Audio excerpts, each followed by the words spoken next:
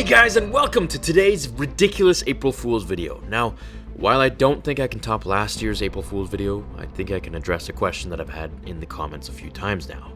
Is Ben SWOLO more powerful than the High Ground? The two most powerful things in Star Wars, going head to head. This is going to take some deep theory analyzation to solve. So, the High Ground, as we all know, defeats all.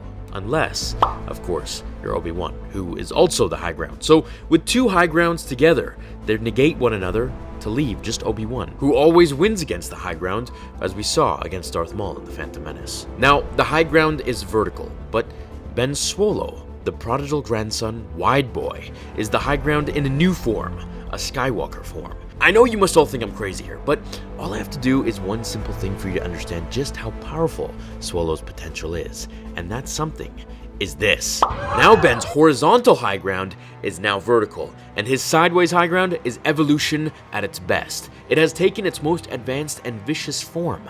The galaxy has created Anakin to counter Darth Plagueis' midi-chlorian manipulation to bring balance to the Force. And Anakin's downfall spiraled revenge against the Kenobi bloodline and the Jedi altogether by making Ben the high ground itself without needing the high ground. All he has to do is lay on his side.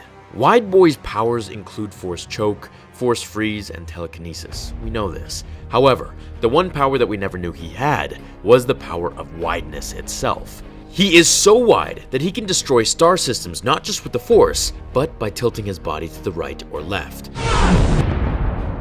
as his broad shoulders would cause a seismic shift in the galaxy, rippling time itself and crushing stars in the process. In The Force Awakens, it wasn't actually Starkiller Base that was doing the destroying.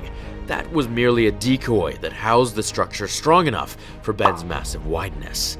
The reason the planet blew up at the end of the film was because he was so wide that when he fell to the ground after losing to Rey, his shoulders caused a massive shockwave to the ice planet and created a crack to its core, separating them so perfectly so as to protect Ben from Rey's onslaught. The High Ground defeated Anakin, putting an end to his future as the one to overthrow Sidious and rule the galaxy. And I believe Wideboi SWOLO has been manifested from the Force itself, to bring balance to the power of the High Ground, as it always does to balance one overpowered entity over others. However, with this power comes a price. Ben is vulnerable to shoulder attacks, which is exactly what happened to him with Rey. His shoulders were just too wide, so wide that all she had to do was swiftly move her